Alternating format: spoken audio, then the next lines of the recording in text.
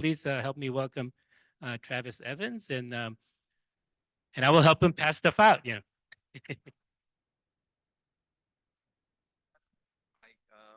feel like I'm in the right room today.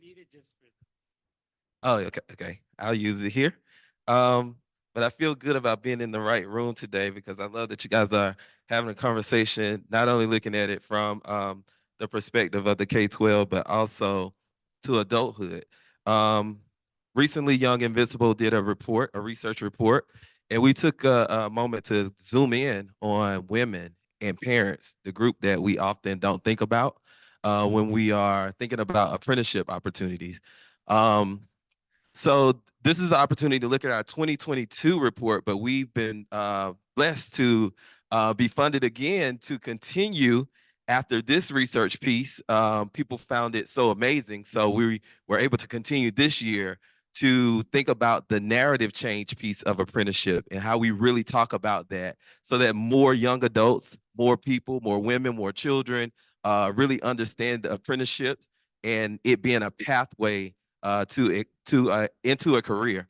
So just to get into it, just gonna tell you a little bit about Young Invincible. We can go to the next one. So Young Invincible, we are a nonpartisan. Thank you. I'm forget it's up here. So we are a nonpartisan nonprofit.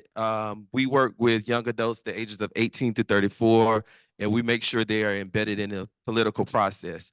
And so our goal is to really focus on these key issue areas: higher education, healthcare, workforce development, and civic engagement, which intersects with all of these issue areas. And so our goal is really to train up our young people to really be a part of the political process. A lot of them feel like they don't have a seat at the table when it comes down to working with community members, ledge members. And so it's our goal to always make sure they're embedded. We have leadership development programs, which is a paid internship program where they really, really get into the issues. They're doing things from advocacy days, writing letters to ledge members, doing all of the things that really create some policy change for young adults.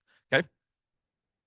All right, so just to get into the research a little bit, before we even took a dive into the research, we really wanted to really, with young adults, think about this work-based learning definition. There are so many definitions about it, but when we took a look at it, this is a training program that includes three key components. Aligned with classroom and workplace learning. It's application of classroom academics, technicals, and employable skills in work settings, and also support from classroom and or workplace mentors. Some of the things that you guys have hinted on today, how do we really train up young adults to be in those spaces where they gain that knowledge, those skills from a mentor that's really gonna create those leaders to really go into a career or the workforce and be prepared. So registered apprenticeship programs really do fall under this structure, being a work-based learning program. Now, when we look at apprenticeships, just taking a deeper look at it, it is making sure that they are in this high quality career driven place at all times. I'm sorry here. I can tend to ramble here, guys, and I actually got all these notes up here because I'm like, let me make sure I hit all of my key points from this research piece because there are so many things. So this is just another definition of apprenticeship. I do also want to say that this apprenticeship report was supported by the Greater Texas Foundation. They're the ones that supported us with this. I'm going to pass a copy around on this side, and I'll get a copy on the other side as well. But in addition, there are several organizations and agencies like ACC.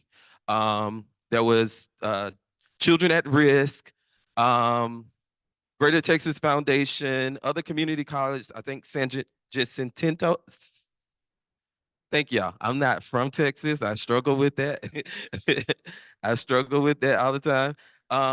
But apprenticeships are earn and learn opportunities for young adults. So all of those agencies and groups really help us inform this. And then this report is really young adult driven. I'll get into the group that really help us create this report and dive into this research as a council. So also, this was written by young adults who participated in our leadership programs. So a lot of this research was an opportunity for young adults to really take a deeper dive, to really go out into the community, do focus groups, really think through, how do we create better pathways for women and parents who struggle to even learn about apprenticeship, or where are the gaps? So we were able to do a deeper dive with that group. All right. So some features in this report, we did a landscape analysis on the apprenticeship. So just going out into the field, thinking about the people who are in the apprenticeship ecosystem. We did a lot of community-based interviews, thinking about that qualitative data, because a lot of times we look at the numbers, but we really don't hear the stories of the lived experience of people who've been a part of the apprenticeships and really, really have seen the impact of it. We did a statewide survey on women the ages of 18 to 34 to just hear from them.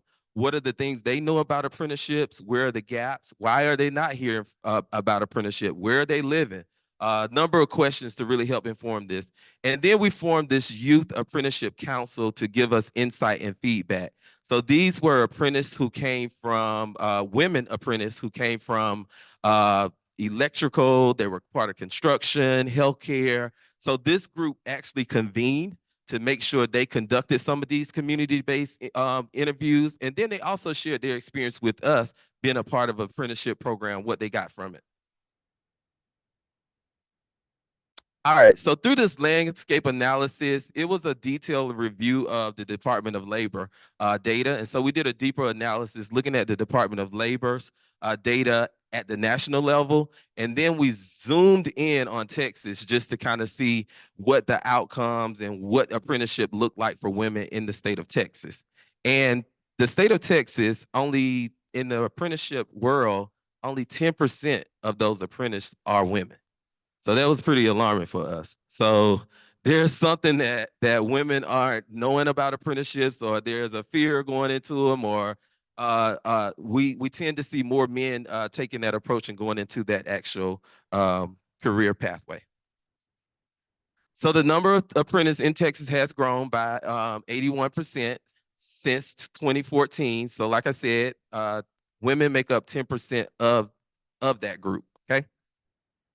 And hopefully from these findings, people are listening, because we really want to make sure we're moving Texas forward, and women are a part of the apprenticeship. And also nationally, if you look at apprenticeships, women are nationally also on that track record. Only 10% of women nationwide who are part of apprenticeship opportunity.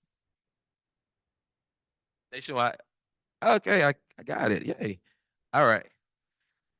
So I'm gonna just kind of go and let's look at profiles amongst genders.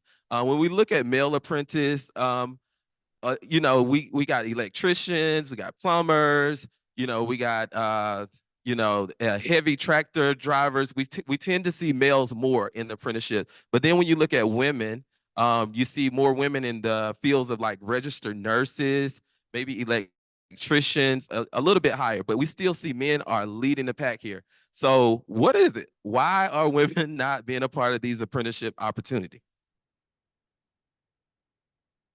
Children. That was one of our learning, and we'll dive deeper into the report. We even learned from the pandemic that when people were losing jobs, childcare was a big issue. But it was also enlightening too, because it uncovered things that women didn't understand, that this is a pathway that I can take to earn additional funds, but also to pay for childcare and things as well. So great call out. All right. So this is just a table to kind of give us an illustration of the increase in apprenticeship. So if you look at this first column here, it shows the percentage growth, the percentage of high growth occupations in the industry. And then if you look at the second column, it shows the active percentage of registered apprentice in the state of Texas. So I'll just kind of note here, if we look at construction and manufacturing, here in Texas, if we combine those two, there are about 75% of people in Texas in those fields. But then when we go down here and look at education and health services, we only have like 7% there. So it's a little alarming to kind of even look at the different industries where apprenticeships are high. So we'll go here. Just kind of want to talk about, racial disparities. If we notice here in this chart, it just kind of gives you a snapshot of, if we look at fields like registered nurses, even electricians, it tends to be higher paying jobs and the higher type of paying apprenticeships. But then when you look down at the bottom here, childcare workers and nursing assistants, we see women of color are less in those top fields like registered nurse and electricians. But then when you look at the bottom here, more women of color are in those nursing assistants and childcare workers positions. So it begins to raise question, why aren't women of color in the higher paying versus the lower paying job fields? So that's something that we're hoping to zoom in on even more too within our next research. So with this research and going into our community conversation, we approach all of these different community, groups, government entities. We looked at apprenticeship programs, work-based learning programs, nonprofit organizations, and we really wanted to hear people in those ecosystems. When you're talking about these apprenticeships, where are the gaps? What's going on? Why women are being a part of applying for the apprenticeship? Do we need to invest more funding into apprenticeships? Where really are the gaps, and what can we do more of to really, really make sure we curate the appetite for apprenticeship programs? So in the statewide survey, these were our results. We asked women also how many people were familiar with apprenticeship, and we noticed that people were not very familiar with apprenticeships. So I'm going to get into. I'm excited because we're doing a research piece on how do we change the narrative behind it. How do we really hear those stories or change the narratives? Because if people aren't hearing about them, we notice that there is a gap somewhere. So is it that we take an approach where we connect people with mentors? What more can we do to tell the stories, how this is a successful pathway? I will call out, I read an article recently that talked about how parents are expecting teachers to talk about apprenticeships opportunities to children, where parents don't know about them themselves. So they're looking for their teachers to really steer children that way. However, teachers don't speak about apprenticeship because there's no measure of success behind it. And so if I do send a child that pathway and they're not successful, whereas if I were to send them into the workforce or to college, or military, we've seen the success of the outcomes from that. But is there a point where we measure the outcome and success of the number of people going into apprenticeships? So hopefully, as we see more women apply, we'll begin to see some traction and see an increase there, that teachers begin to talk about it more. And there's some data and some stories behind it that we can speak on apprenticeships more. All right. So in terms of the survey, we got 86 response from the surveys being either somewhat or very interested in earn while learn opportunities, such as registered apprenticeship. And from here, the high interest in earn while learn, the call out here is there's a 52.5% people of a group of people or women who are interested in this earn while learn approach, but they just don't know how to even learn about those apprenticeship opportunities. But it seems they're very interested. Why not make some money, or why not earn some type of credential from this? But how do I be educated and know where the opportunities are? And so a majority of young Texas women expressed that seeking an industry change. So 68% of the respondents reported wanting employment in some industry other than where they are currently working. So how do we introduce those things to them, though? How do we sell those other career opportunities or employment opportunities to them? All right, so just to speak about the Young Apprenticeship Council, as I said, this was a group of young women from all backgrounds who worked in electricity, construction. This group came together. They actually informed this report. Some of the big wins for this group, they worked from September 2021 to May 2022. This was a leadership development program, so they did a lot of policy and research as well on apprenticeship with us.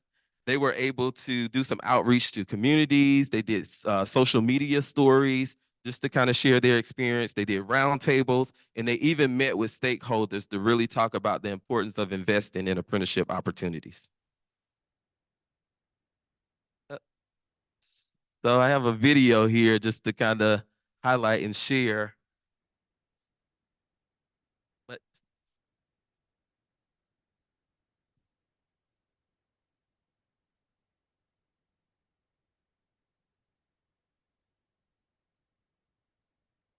I never thought that being an electrician or being an apprentice could do so much for my family and I.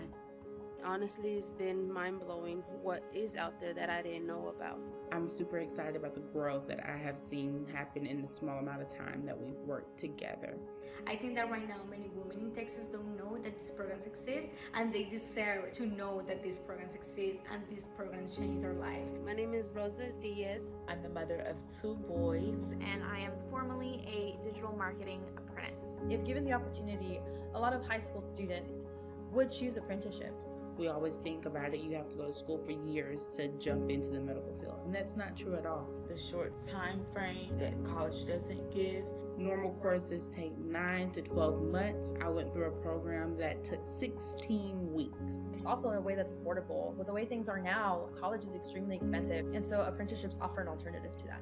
I didn't have any additional debt for tuition. It has afforded me the opportunity to be able to touch and help over thousands of people. The digital marketing apprenticeship allowed me to gain a new skill set that I didn't have before. Job security and advancement in my new field. The apprenticeship helped me kind of meet in the middle and teach me the hard skills, the technical skills, but also teach me a lot of really soft core skills. At the end of the apprenticeship, I felt very confident in what I was doing. I know that if I can do this, I can master anything. I've been able to meet some amazing women and people on this journey. Having the support of other people is paramount to success. Those women have really become my mentors and those who have been my backbone. The coaching and mentorship I got through the apprenticeship program is really probably the reason I am where I am today. It's time that we show these guys that we can do this, and with a baby in our arm. Very passionate about telling young women or young people from lower socioeconomic situations, just letting them know that they can overcome, that they can be more than their societal or cultural construct. To educate and empower women about the trades all available to us. There's nothing that should just be, oh, that's a man's job. No, like if you want it, it can be your job too. Being part of this group of women that want to change other people's lives. I am doing what I'm doing now for some little girl who doesn't even know that she wants to be an electrician. So if I'm pushing myself to do those things and I'm pushing my community to do those things, I feel like we will just have a brighter future. cool. And so those are some of the young women who are part of our apprenticeship council. Now these young women they're in careers. Some of them are making 6 figures, if not, you're not more. But we're proud that they went through our leadership program and helped inform this report. These are just some quotes from the women about this being a life-changing experience, just to being a part of taking the apprenticeship pathways. And so hopefully our goal is to also take a snapshot and kind of eventually do some type of where are you now? Because I think a big part of this for a lot of young adults is I need to hear the stories behind it. I need to hear how this has helped others progress in addition to the data. So again, one of the ladies called out, these fields are not just for men. These are fields that women want to go into as well and have been successful and want to do great work. So we want to inspire others to really take advantage of the opportunities. And you have to start somewhere. You got to find out about them some type of way. So how do we begin to change the narrative behind the apprenticeship for women and parents? So these are some of our recommendation, state equity initiatives. We want to do some targeted outreach and comms, childcare expansion, inclusive programming and support, and invest sustainable long-term career pathways. So these are some of the things, recommendations that we've made. We shared these with community leaders, ledge members, but these are also things as an organization we're hoping to dive deeper into with our next report in young adults. So in the past, in 2021, these are just some apprenticeship bills that we have been a part of helping to push.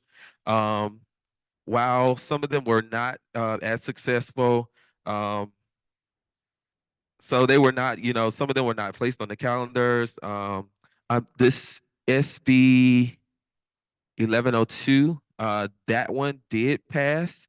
And so if you guys want to look deeper into those bills and just learning about those apprenticeship opportunities or bills around apprenticeship, you definitely can. And so some of our 2022 focuses as an organization is to increase our outreach and community. Again, that narrative change piece. We want to talk to more apprenticeship navigators, not just the people who are part of apprenticeship opportunities, but who are the navigators and the directors within community colleges that are really focused on apprenticeship. We want to create more opportunities in high-paying fields. So thinking about, where are the fields and where are the racial gaps, gender gaps for us, and what more can we do to kind of enforce those higher-paying fields. And then we want to establish apprenticeship resources that promote access for parents. All right. So now we are in a phase of in our 2024 apprenticeship research report. Our change goal is really to start thinking about the narrative change and the shift. What is the targeting messages for outreach and tools that we can use?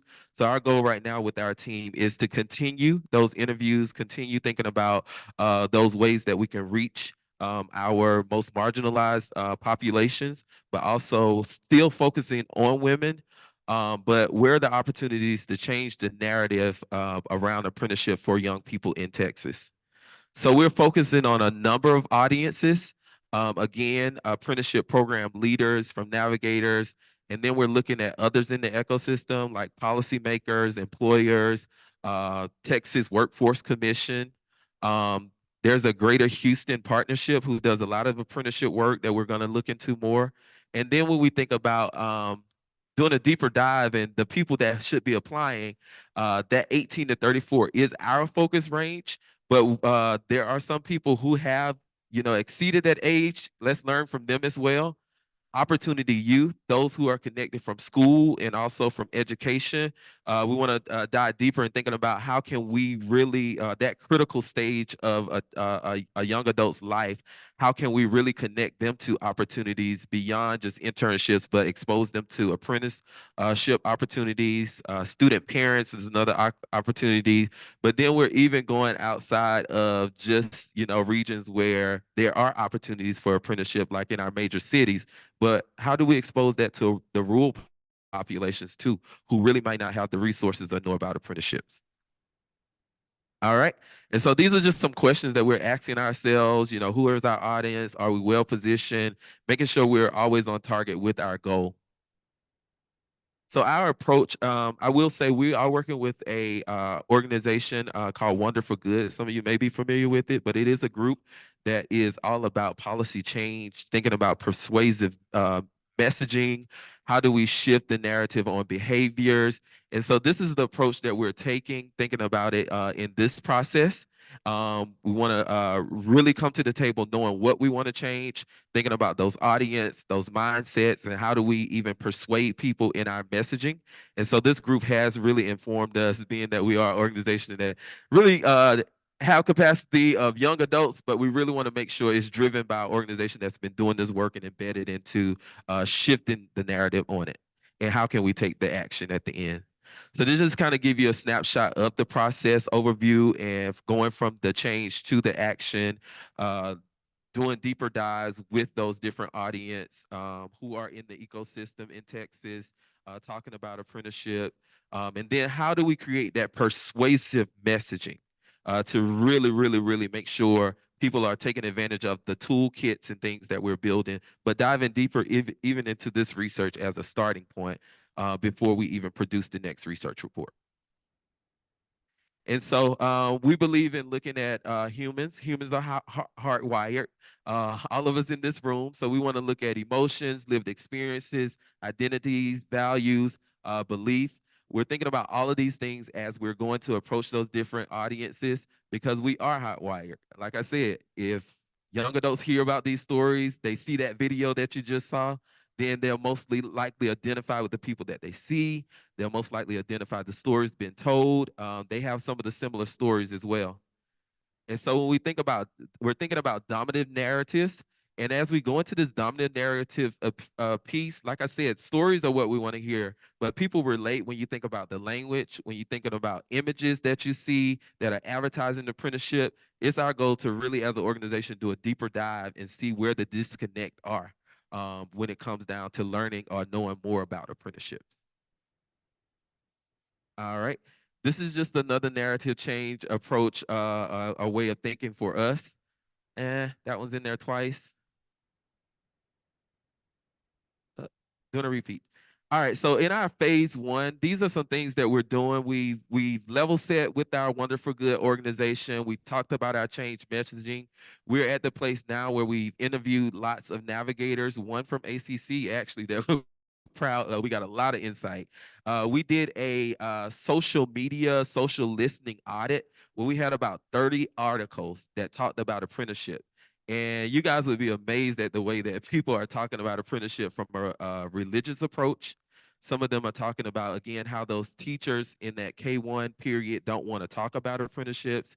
There are groups talking about apprenticeships in a number of ways. We're seeing images that are just catering to dominant population, where we need to see more images of Black and brown people too. Not just men a part of images, but how do we make women a part of images so that people can really be interested in apprenticeship? And then we're going to do a deeper dive, talking to young people who have been a part of apprenticeship programs, and then young people who have not been a part of apprenticeship programs. We're going to do a few focus groups where we can talk to a group of males. Then we're going to also do a group of females that we're going to talk to, and we're going to hear those different perspectives on how they feel about apprenticeships as well. And then from this, again, that persuasive messaging piece that Wonderful Good is approaching or sharing with us, we want to share opportunities for groups who are pushing apprenticeships to change the way that they message them. We want them to get into the research. We want them to get into the toolkits and use some of the things that we have developed to really think about their messaging. And then we want to go back to those same groups and think about, was this helpful? Did you see more people apply? Did you see more women apply? More parents apply? So we'll be able to kind of reflect a little bit there. And then we just want to blast this toolkit and also our report to everyone in Texas, as many as possible, so that they can utilize this resource to really drive the enhancement, but also the increase in apprenticeship. So these are some apprenticeship bills from 2023. All of these bills have moved forward. We're happy to see that there is a lot of commitment from the ledge members to really kind of zoom in on apprenticeship more. And I will tell you that our young adults have said, we want to be at the table. We want to be a part of apprenticeships. We want to be a part of talking to those ledge members about the importance of creating this pathway and putting dollars behind things for us to really, really, really grow and thrive here in Texas. All right, I will say 2 cups of coffee, and I probably zoomed through this a little bit. I do want to say, are there any questions? Thank you. It's wonderful work. I just had a couple of questions. How many women mentors did you have? Did you count those? Because did that make any difference in the number of women apprentices? And the second one was, would older adult care, did that come up as an issue? Older adult care rather than just child care for women joining. Yeah, older adult, like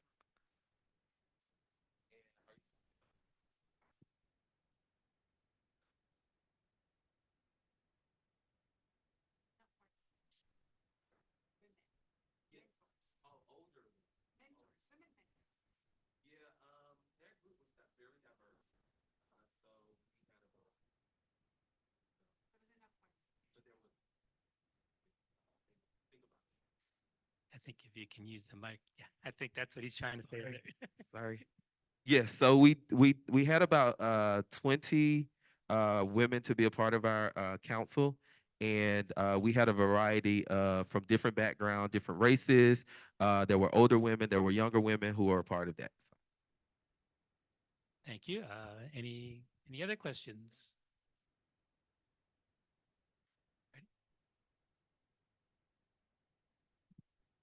One thing I heard in the video that was particularly inspiring to me was the women talking about the power of it felt like a cohort model style, or maybe like the group working together. And I think that when we talk about workforce development, one of the things that I'm seeing really critical is that people don't feel like they're alone. They feel like they belong to a group. And I think we've kind of figured that out in the education sector, where you're in a class in high school, and if you go on to college, you're in a class. You have kind of these pre-built cohorts that you opt into, and that's something that I think we might explore more in the workforce development side. How can we create these cohorts? And so I was really curious to hear that it showed up in your program. So I wanted to ask if you could talk about how the women who may have been in disparate apprenticeships, one being an electrician, one being a nurse, one being in other areas, how they were together as a how did you guys make that cohort help so that they could be supporting each other, even if they were off in perhaps different apprentices? Hopefully I understood properly. I hope that's, if I missed it, misunderstood. Yeah, Fine. being in different fields and disciplines, they, were able to kind of learn about those other fields. I think some of them were even interested in going into other fields to kind of even learn how they could be a part of those programs and approaches. But I think this group was very cohesive because they were all about really how do we push this narrative change for women? How do we get in front of stakeholders and really talk about the importance of them pushing these opportunities and selling it to young adults in a different way. So yeah, there was a great traction there. This was a very cohesive group, and they were even ready to continue to work and inform this next report for us. So I was just going to ask, as it relates to just more awareness for women or young women getting into apprenticeships.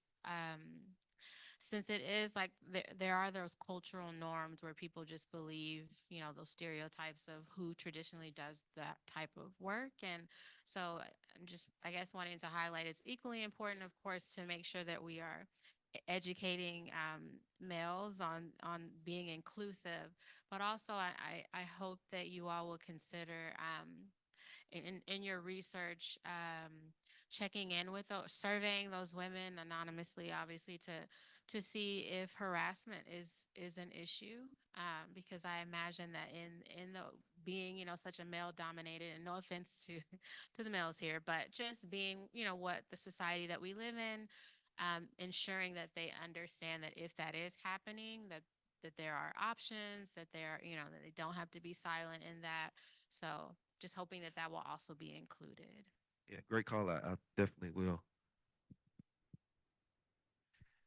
Yeah, and thank you all for the questions and for the great work you're doing with Young Invincibles.